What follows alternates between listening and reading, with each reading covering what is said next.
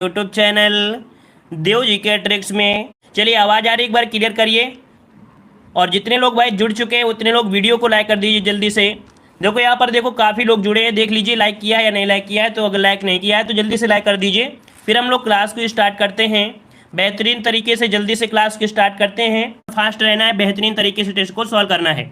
चलिए यहाँ पर क्वेश्चन दिया है कि हिंदी वर्णमाला के अंतिम पंचमाक्षरों का उच्चारण स्थान क्या है। चलिए बताइएगा कि हिंदी वर्णमाला के पंचमाक्षर पूछा गया है, जो अंतिम के 5 अक्षर होते हैं उन्हें क्या कहा जाता है। चलिए यहाँ पर आपका जवाब आ रहा है अनुनासिक। क्या होता है? अनुनासिक होता है। कुल मिला के देखा जाए तो अनुनासिक से उसे बोलते हैं जो नाक और मुंह से दोनों से आपकी आवाज आती है। ठीक है, तो ऑप्शन क्या बन जाएगा? ए नंबर आपका राइट हो जाएगा। चलिए आते हैं अगले क्वेश्चन को। और क्वेश्चन दिया है कि निम्न में वर्तनी की दृष्टि से शुद्ध शब्द आपका कौन सा है। यहाँ पर बताइएगा शुद्ध शब्द इनमें से कौन सा है। पूज्य दिया है, परीक्षण दिया है, प्राण दिया है और आपका परीक्षा दिया गया है। चलिए काफी लोग जवाब दे रहे हैं डी नंबर। यहाँ पर आपका परीक्षा जो आपका जवाब है बिल्कुल राइट है, क्योंकि यहाँ पर आपका पूज्य होता है ना कि पूज्य होता है ना। परीक्षा तो आप समझ सकते हैं, परीक्षण होता है, परीक्षण है ना।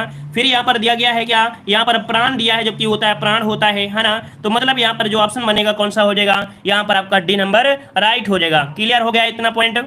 चलिए आते हैं अगले क्वेश्चन को। और क्वेश्चन आपसे अगला दिया है गणेश में कौन सी संधि है। तो देखो यहाँ पर एक ही मात्रा लगी है। सबसे पहले जैसे ही क्वेश्चन आए तो आपके दिमाग में आना चाहिए कि आपकी इस शब्द में मात्रा कौन सी है, क्योंकि मात्रा से ही पता चल पाता है। मात्रा है आपकी एक ही मात्रा, और एक ही मात्रा होती है किसमें, आपकी गुण संधि में होती है। देखो गुण संधि के ट्रिक में क्या होता है, एक ही मात्रा मिल जाए या ओ की मात्रा मिल जाए या तो अर मिल जाए है ना। ऋषि वाला जो आपका अर होता है, ये 3 शब्द आपको मिलेंगे तो आपका गुण संधि का हो जाएगा।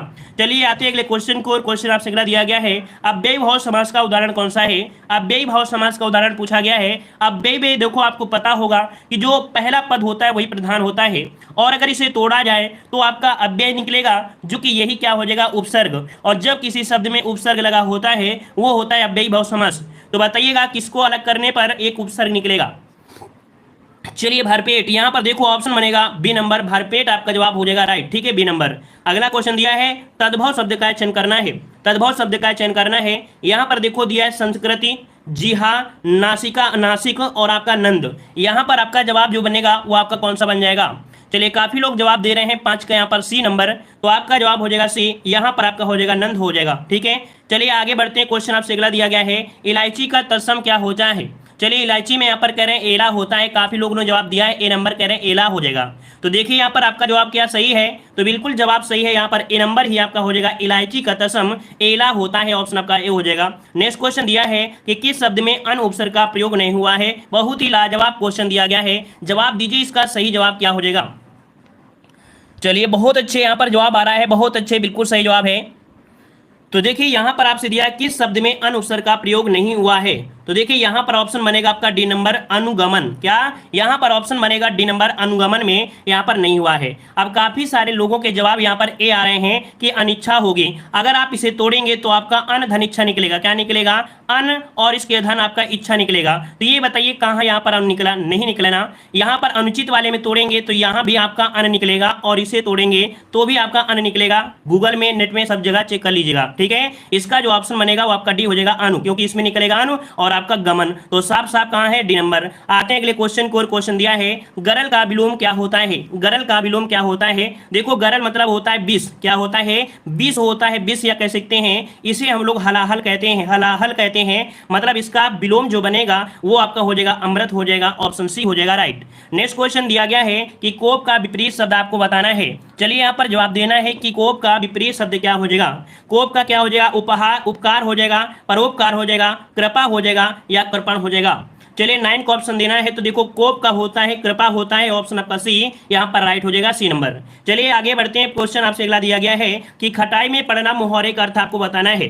तो देखो कभी कभी आपने गांव में ऐसे आपके वर्डों को सुना होगा कि हम खटाई में नहीं पढ़ना चाहते हैं। कुल मिला के मतलब कि झमेले में नहीं पढ़ना है हमको, इन सबके झमेले में नहीं पढ़ना है, आपको पढ़ाई करना है ना। जैसे कि हमने आपको बता दिया कि क्लास में बहुत प्रकार के लोग होंगे, आपको खटाई में नहीं पढ़ना है, ना किसी के झमेले में पढ़ना है, आपको सिर्फ पढ़ाई करना है। पढ़ाई पर कमेंट करें, पढ़ाई पर फोकस करें, अपने कमेंट पर फोकस करें, दूसरे कमेंट को ना देखें। तो ऑप्शन क्या हो जाएगा, बी नंबर। अगला क्वेश्चन दिया है कि तुम अपने स्वार्थ के लिए भले ही उसकी चापलूसी करो, किंतु मैं अपना कर्तव्य पालन करूंगा। यहां पर किंतु शब्द आपका लगा है, तो यहां पर पूछा गया अपना कर्तव्य पालन करूंगा। यहां पर आपका जवाब 11 नंबर में तो यहाँ पर होता है दुम हिलाना। क्या हो जाएगा? दुम हिलाना, कि तुम अपने स्वार्थ के लिए भले ही उसकी चापलूसी चापलूसी के हिसाब से है ना, तो दुम हिलाना ऑप्शन आपका हो जाएगा सी नंबर। ये ऑप्शन के अनुसार हमने यहाँ पर लगा दिया है। वैसे देखा जाए तो क्वेश्चन में कुछ आपकी कमी है, क्वेश्चन में कहीं ना कहीं थोड़ा सा और बताना चाहिए कुछ। ठीक है, चलिए आते हैं अगले क्वेश्चन को। और क्वेश्चन दिया है कि मौन रहना अत्यंत हितकारी है। मौन रहना अत्यंत हितकारी है, यहां पर जवाब दीजिएगा।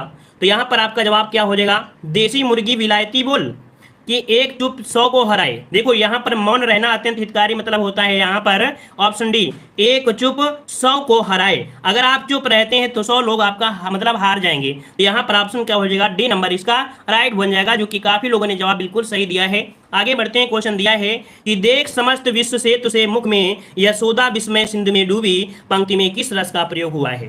तो आप देखो दिया गया है यहाँ पर विस्मय शब्द दिया गया है। कुल मिला के यहाँ पर देखा गया है यशोदा के मुख में, है ना, वो विचित्र आपकी चीज दिया गया है, तो विस्मय आपको समझ में आ गया है। यहाँ पर आपका अद्भुत रस है, क्योंकि कृष्ण भगवान ने जब अपना मुंह खोला था तो यशोदा माँ को बड़ा विचित्र लगा था। वहीं पर ऑप्शन आपका हो जाएगा अद्भुत रस। नेक्स्ट क्वेश्चन दिया गया है कि बीती विभावरी जागरी अंबर पनघट में डुबो रही तारा घट उषा जागरी या नागरी। तो यहाँ पर पूछा है कौन सा अलंकार है। यहाँ पर हमने पिछले भी क्लास में बताया था अंबर और परघट यहाँ पर लगा है, जो कि योजक चिन्ह के साथ भी है, तारा घट के साथ भी है, और उषा नागरी भी है, यहाँ पर आपका योजक है। तो आपका जवाब हो जाएगा सी, रूपा का अलंकार होता है। तो ऑप्शन क्या हो जाएगा? सी नंबर। नेक्स्ट क्वेश्चन दिया गया है कि जब तक वह घर पहुंचा तब तक उसके पिता जा चुके थे।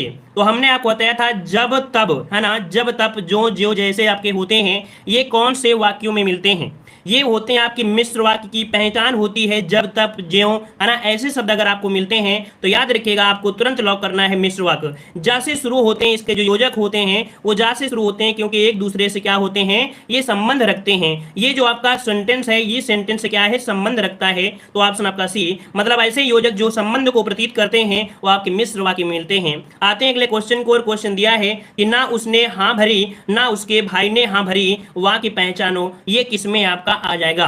तो यहां पर क्या हो जाएगा? यहां पर आपका संयुक्त, क्योंकि यहां पर आपका अलग अलग कह रहा है, तो ऑप्शन आपका हो जाएगा मिश्र वाक्य। क्या हो जाएगा? मिश्र सॉरी संयुक्त वाक्य, माफ करिए, संयुक्त वाक्य होगा, मिश्र नहीं, संयुक्त वाक्य होगा। ठीक है, संयुक्त वाक्य इसका जवाब बनेगा बी नंबर, संयुक्त वाक्य हो जाएगा, क्योंकि यहां पर ये अलग है, यहां पर आपका अलग हो जाएगा। ठीक है ना, जब वर्णों को, ये कह सकते हैं सेंटेंस को अलग करने की बात किया जाए तब आपके संयुक्त को मतलब जोड़ा गया है। ठीक है, चलिए आगे बढ़ते हैं। क्वेश्चन दिया है सारनाथ की गौतम बुद्ध की, देखो सारनाथ की गौतम बुद्ध की मूर्ति के चारों ओर एक आया नृत्य करती दिखाई देती है।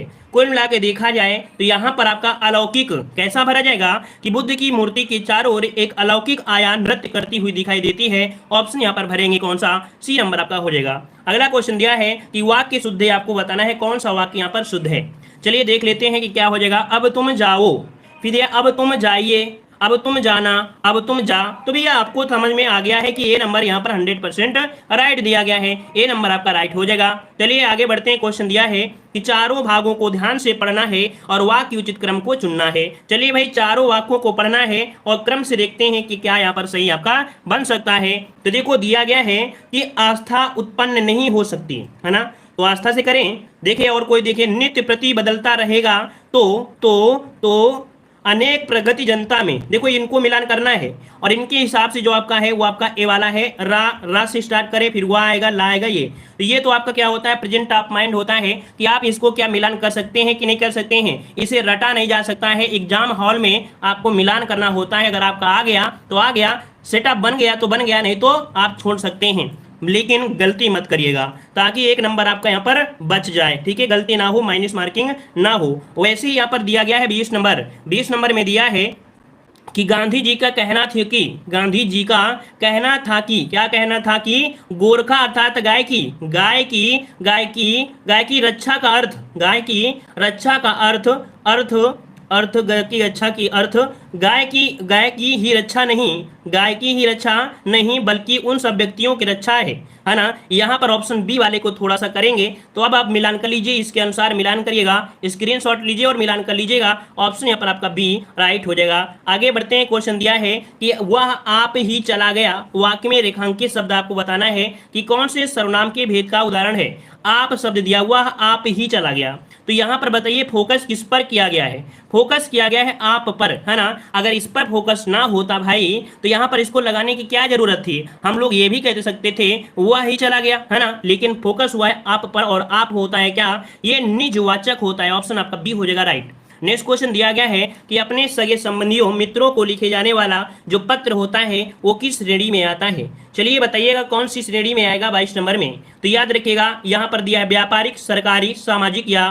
संपादक के नाम। इसका राइट आंसर क्या हो जाएगा? चलिए आते हैं अगले क्वेश्चन को। क्वेश्चन दिया गया है एक आपके प्राचीन जनक थे महाराज विदेह के बारे में दिया गया है। कह रहा है कि महाराज विदेह में राज्य करते थे। मिथिला विदेह की राजधानी थी। मिथिला नगरी में राजमहल के आसपास कोई 1000 सन्यासियों की पूरे कुटियां थी। मिथिला के सिंहासन पर बैठने पर भी महाराज जनक का फकीरी का शौक था। कहा जाता है कि महाराज जनक ज्ञानी थे। वे इस तरह राजकाज चलाते थे मानो स्वयं परंपरा विनयशील सेवक हैं। सुबह से शाम तक सारे राज्य का प्रबंध करते, शत्रुओं का पता करते, अपराधी को दंड देते, लोक परमात्मा के उपाय करते, और इतना सब कुछ करने पर भी वे किसी संसारिक कार्य में लिप्त नहीं होते, इसलिए लोग उनको विद्रोह कहते थे। तो देखते हैं यहाँ पर क्वेश्चन क्या दिया गया है। कह रहा है विद्रोह की राजधानी बताइए। एक क्वेश्चन आपको जीके में भी मिलेगा, याद रखिएगा, एक क्वेश्चन आपको जीके में भी मिल सकता है। तो देखिए विद्रोह दिया है, विद्रोह की राजधानी, वैसे विदेह की राजधानी आपसे पूछा है, तो यहाँ पर आपका जवाब हो जाएगा मिथिला। क्या थी? मिथिला, ऑप्शन सी हो जाएगा। और अगला क्वेश्चन है कि महाराज जनक राज्य चलाने के लिए क्या क्या करते थे? तो आपको पता है कि ये क्या करते थे, आपके यहाँ पर राज्य का प्रबंध करना, साथ में अपराधियों को दंड देना, लोक कल्याण के उपाय करना, उपरोक्त सभी। ऑप्शन डी इसका राइट हो जाएगा। चलिए आगे बढ़ते हैं। क्वेश्चन आपसे अगला दिया गया है कि महाराज जनक परंपरा से अपना क्या संबंध रखते थे? परमात्मा से, माफ करिए, यहाँ पर दिया है महाराज जनक परमात्मा से अपना क्या संबंध रखते थे? तो अपने को ये क्या मानते थे? एक प्रकार का सेवक मानते थे। ऑप्शन आपका यहाँ पर ए हो जाएगा। और अगला क्वेश्चन दिया है राजमहल के आसपास किन लोगों की कुटियां थी? कैसी कुटियों की थी? उनके आसपास जो कुटियां थी वो सन्यासियों की थी। ऑप्शन बी हो जाएगा। और अगला है कि महाराज जनक को क्या शौक था? इनको शौक किस प्रकार का शौक चढ़ा हुआ था? तो शौक था फकीरी का। किसका? फकीरी का था। तो बहुत आसान के गद्यांश था। आगे बढ़ते हैं। क्वेश्चन दिया है इंद्र का पर्यायवाची शब्द नहीं है। इंद्र का पर्यायवाची शब्द यहाँ पर नहीं है। जवाब दीजिएगा 28 नंबर में। तो चलिए यहाँ पर गद्यांश जैसे ही हम यहाँ पर पढ़ाते हैं तो काफी बच्चे टिकट कटा लेते हैं, क्योंकि उनकी टिकट महंगी हो जाती है ना। और जब नहीं पढ़ाते हैं तो कहते हैं गद्यांश नहीं पढ़ाते हो, मजा नहीं आता है। जब पढ़ाते हैं तो कहते हैं सर जी टाइम लग जाता है। तो बताइए भाई इंद्र का पर्यायवाची शब्द नहीं है, कौन सा नहीं है? चलिए पीटी एग्जाम में क्या हाल होगा समझ में आएगा, है ना। जब पीटी एग्जाम सॉल्व करोगे, 2 गद्यांश दिए होंगे तब आपको समझ में आएगा। चलिए इंद्र का पर्यायवाची शब्द आपका नहीं है, तो आपका जवाब आ गया है। देखो यहाँ पर दिया है सुरपति, यहाँ पर है सघीपति और मधवा दिया है, और आपका इंद्रा दिया है। क्या? इंद्रा। मतलब यहाँ पर दिया इंद्र का पर्यायवाची नहीं है, तो ऑप्शन बनेगा डी इंद्रा। क्या? इंद्रा। ये इंद्राणी का पर्यायवाची है। किसका है? इंद्राणी का है। इंद्राणी का पर्यायवाची याद रखिएगा, ठीक है। चलिए आगे बढ़ते हैं। क्वेश्चन दिया है कि इच्छा का पर्यायवाची नहीं है। देखो इच्छा मतलब क्या होता है? इच्छा मतलब होता है लिप्सा, इच्छा मतलब होता है स्पर्धा, इच्छा मतलब होता है मर्जी, लेकिन छोर इसका पर्यायवाची नहीं हो जाएगा। तो ऑप्शन बनेगा यहाँ पर आपका डी। जो छोर पर्यायवाची होता है ये आंचल का पर्यायवाची होता है। किसका? आंचल का पर्यायवाची होता है। अगला क्वेश्चन दिया है व्याधि का अर्थ क्या होता है? व्याधि का अर्थ आपसे पूछा गया है। चलिए व्याधि, व्याधि मतलब होता है शरीर की जो पीड़ा होती है, शरीर की जो पीड़ा होती है इसे व्याधि कहते हैं। मतलब आपका जवाब बनेगा भी, शारीरिक पीड़ा को व्याधि कहा जाता है, याद रखेगा। आते हैं अगले क्वेश्चन को। क्वेश्चन दिया है कनक का अनेकार्थक शब्द नहीं है। तो देखिए कनक को हम लोग बोल सकते हैं सोना, कनक को हम लोग बोल सकते हैं धतूरा, कनक को बोल सकते हैं गेहूं, लेकिन हाथ यहाँ पर कनक का नहीं होता है। जूनियर असिस्टेंट में क्वेश्चन आया था कि कनक का एक अर्थ और क्या होता है, वहां पर सोना धतूरा नहीं थे, गेहूं दिया था ऑप्शन में। तो याद रखिए गेहूं नहीं होगा तो एक शब्द होगा अन्न। क्या होगा? अन्न। जो आपका अन्न होने खाने वाला अन्न होता है वो आपका अन्न भी आपका होता है। तो ऑप्शन डी हो जाएगा। अगला क्वेश्चन आपसे दिया गया है, कह रहा है कि तत्सम शब्द आपको बताना है। देखिए दिया है भाया, लोमरा, भगत और आपका घोसी। इसका राइट आंसर आपको बताइएगा सही क्या हो जाएगा। तो इसका ऑप्शन बनेगा तत्सम में लोमरा। लोमरा ये जो आपका है ऑप्शन बी आपका जवाब राइट हो जाएगा, ठीक है। चलिए यहाँ पर आते हैं अगले क्वेश्चन को। क्वेश्चन दिया है कि निम्नलिखित में से 4 विकल्प आपके दिए हैं, उस विकल्प का चयन करना है जो दिए गए मुहावरे का सही अर्थ आपको देना है। कह रहा है हिसाब बैठना।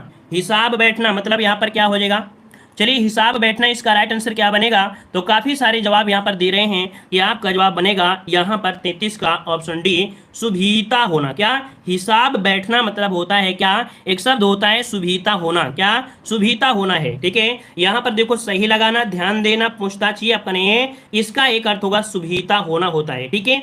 चलिए, जैसे क्या होता है हिसाब बैठना, मतलब समझिए कि अगर आपका और हमारा हिसाब बैठ गया तो संबंध हो जाएगा, और अगर हिसाब सही से नहीं बैठा तो संबंध नहीं होगा। तो वही बोलते हैं सुभीते से, है ना, सुभीते अर्थात ऑप्शन डी। अगला क्वेश्चन दिया है कि निम्नलिखित प्रश्न में 4 विकल्प दिए हैं, उस सही विकल्प का चयन करना है, जो दी गई लोकोक्ति का सही अर्थ आपको बताना है। कह रहा है कि प्रभुता पाई काहु भद नाही, प्रभुता पाई काहु भद नाही, ये पूछा है कि लोकोक्ति का सही अर्थ क्या है, मतलब इसका जो अर्थ है वो आपका है क्या, इसका अर्थ क्या हो जाएगा।